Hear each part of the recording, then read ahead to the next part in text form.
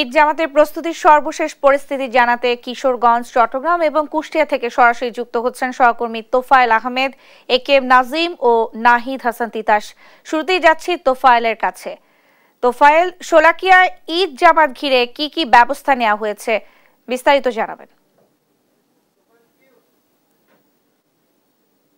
Nancy, আসলে কিশোরগঞ্জের যে ঐতিহাসিক যে শোলাকিয়া মাঠ রয়েছে এখানে কিন্তু 198তম ঈদ জামাত কিন্তু এবার অনুষ্ঠিত হবে এবং এই ঈদ জামাতে কিন্তু দীর্ঘ 16 বছর পরে যিনি ইমামতি করবেন আবুল খায়ের মোহাম্মদ সাইফুল্লাহ, তিনি কিন্তু এবার এই জামাতের কিন্তু ইমামতি করবেন। তো আমরা আসলে এই সকাল থেকেই কিন্তু মাঠেই ছিলাম, আর আমরা আসলে যেমনটি দেখেছি এই কিশোরগঞ্জ এই যে জামাতকে কেন্দ্র করে কিন্তু যে সার্বিক নিরাপত্তা ব্যবস্থা কিন্তু ইতিমধ্যে কিন্তু প্রশাসনের পক্ষ থেকে সম্পন্ন করা হয়েছে।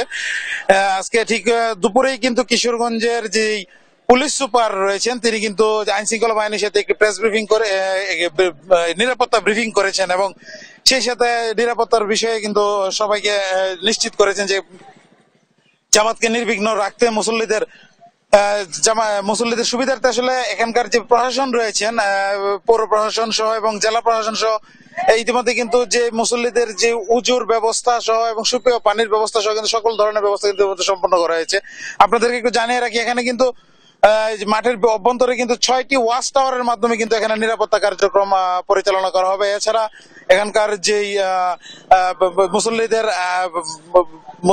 চলাচল কিন্তু নির্বিঘ্ন রাখতে ড্রোনের মাধ্যমেও কিন্তু এখানকার যে পরিস্থিতি সেটি কিন্তু নিয়ন্ত্রণ করা হবে। এছাড়া আমরা কিন্তু আসলে আরো এই যে আমরা কথা বলেছিলাম প্রশাসনের, তারা যেমনটি জানিয়েছেন প্রতিবারের মতো কিন্তু এবারও কিন্তু শোলাকিয়ার যে স্পেশাল 2টি ট্রেনের ব্যবস্থা কিন্তু এখানে থাকবে, যেটি সকালে একটি ভৈরব থেকে এবং আরেকটি ময়মনসিংহ থেকে কিন্তু ছেড়ে আসবে এবং সেই সাথে নামাজ শেষে কিন্তু এখানকার যে মুসল্লিদের কিন্তু তারা আবার তাদের যে নিজ নিজ গন্তব্যে কিন্তু নিয়ে যাবে। সার্বিক পরিস্থিতির কথা যদি আমি আপনাদেরকে বলি যে এখনো পর্যন্ত যে ঈদের নামাজকে ঘিরে যে প্রস্তুতি এই প্রশাসনের পক্ষ থেকে নিরাপত্তা ব্যবস্থা কিন্তু সম্পন্ন করা হয়েছে। তো আমরা এই ছিল কিশোরগঞ্জ থেকে আমার কাছে সর্বশেষ তথ্য কিশোরগঞ্জ শোলাকিয়া থেকে। আমরা এখন চলে যাব চট্টগ্রামে, সেখানে আমাদের সহকর্মী নাদিমের কাছে। নাদিম জানাবেন চট্টগ্রামের বিস্তারিত।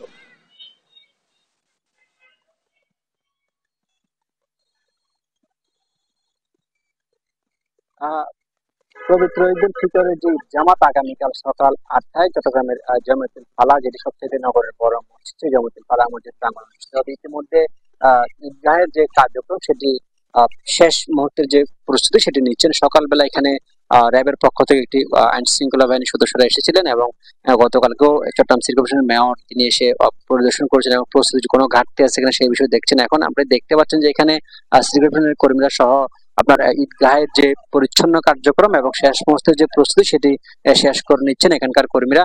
আগামীকাল সকাল 8টায় মূলত এখানে ঈদের প্রধান জামাত অনুষ্ঠিত হওয়ার কথা রয়েছে, পাশাপাশি 8:30টায় দ্বিতীয় জামাত অনুষ্ঠিত হওয়ার কথা রয়েছে। এই ক্ষেত্রে ঈদ জামাতকে ঘিরে কিন্তু চট্টগ্রামে কঠোর নিরাপত্তা ব্যবস্থা মোতায়েন করা হয়েছে, কারণ সকালে এখানে র্যাবের একটি বিশেষ দল পরিদর্শন করেছেন। র্যাবের কর্মকর্তারা বলেছেন কোনো ধরনের হুমকি নেই, পাশাপাশি আইন শৃঙ্খলা বাহিনীর সদস্যরাও কিন্তু নির্বিঘ্নে ঈদ উদযাপন করার পাশাপাশি জামাত করা যায় সেভাবে কিন্তু প্রস্তুতি নিচ্ছেন।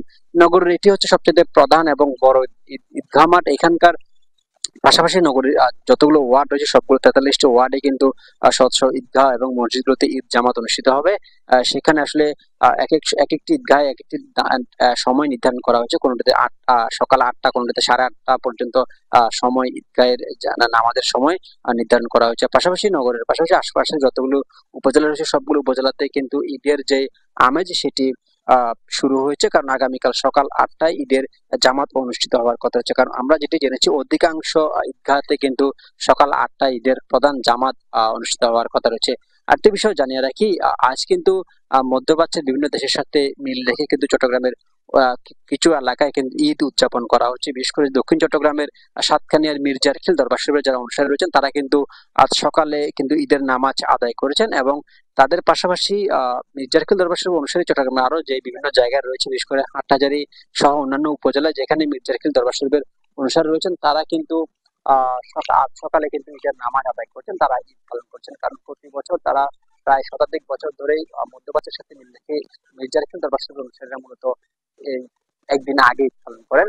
আর এখানে যে ঈদের জামাত অনুষ্ঠিত হবে সেখানে চট্টগ্রামের এই প্রধান ঈদ জামাতে কিন্তু মিনার থেকে শুরু করে নগরের গণ্যমান্য ব্যক্তিবর্গ থেকে শুরু করে নগরের সময় যারা প্রতিনিধি রয়েছেন তারা কিন্তু ঈদ জামাতে অংশ নেওয়ার কথা আমরা জেনেছি। পাশাপাশি ঈদ জামাতকে ঘিরে নগরীতে কিন্তু কঠোর নিরাপত্তা ব্যবস্থা নেওয়া হয়েছে। ইতিমধ্যে আমরা দেখেছি গোয়েন্দা পুলিশের পাশাপাশি সাদা পোশাকে যারা পুলিশ রয়েছেন তারাও কিন্তু কাজ করছে। আমরা এখন চলে যাবো কুষ্টিয়ায়, সেখানে রয়েছেন আমাদের সহকর্মী নাহিদ হাসান তিতাস, তিনি জানাবেন ঈদ জামাতের প্রস্তুতি সম্পর্কে।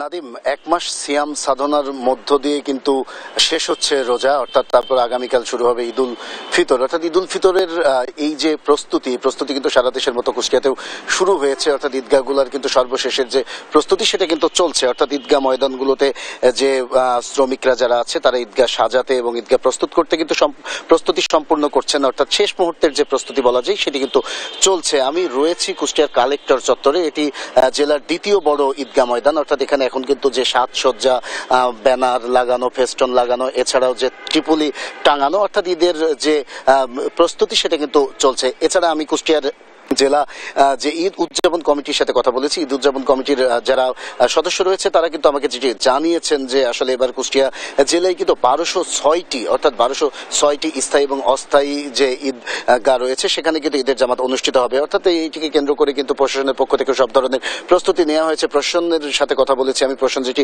বলছে যে এবার দেশের অস্থিতিশীল পরিস্থিতির কারণে কিন্তু তারা বাড়তি যে সতর্কতা অবলম্বন করেছেন এবং প্রতিটি ঈদগাহে কিন্তু পুলিশের বাড়তি নিরাপত্তা ব্যবস্থা থাকবে এবং পুলিশ পোশাকধারী পুলিশের পাশাপাশি কিন্তু সাদা পোশাকে যে পুলিশ তারাও থাকবে। অর্থাৎ কুষ্টিয়ায় এবছর যে ঈদ উল ফিতর আগামীকাল অনুষ্ঠিত হবে সেটি কিন্তু প্রধান জামাত অনুষ্ঠিত হবে জেলা জাতীয় ঈদগাহে, অর্থাৎ সকাল 7টার সময় অনুষ্ঠিত হবে। এছাড়াও দ্বিতীয় ঈদগাহ ঈদের জামাত অনুষ্ঠিত হবে কালেক্টরের চত্বরে, অর্থাৎ আমি যেখানে রয়েছি সেই ঈদগাহ ময়দানে, এখানে 8টার সময় অনুষ্ঠিত হবে। অর্থাৎ আমি বলতে পারি যে এক মাস সিয়াম সাধনার পরে কিন্তু আগামীকাল অনুষ্ঠিত হচ্ছে ঈদ উল ফিতর। এই ঈদ উল ফিতরকে সামনে রেখে কিন্তু সব ধরনের প্রস্তুতি সম্পন্ন করা হচ্ছে। অর্থাৎ ঈদগাহ যে ময়দানগুলো রয়েছে সেটা কিন্তু প্রস্তুতি সম্পন্ন করা হচ্ছে, সাজানো হচ্ছে এবং আগামীকালের জন্য যে বাড়তি যে নিরাপত্তা ব্যবস্থা সেটি কিন্তু নেওয়া হয়েছে। আমি সর্বশেষ এতটুকু বলতে পারি যে আগামী কালকে যে ঈদ উল ফিতর অনুষ্ঠিত হবে সেটি কিন্তু ঈদ উল ফিতর জামাত অনুষ্ঠিত হবে কুষ্টিয়া জেলায় 1206টি অস্থায়ী এবং স্থায়ী ঈদগাহ ময়দানে। অর্থাৎ এর জন্য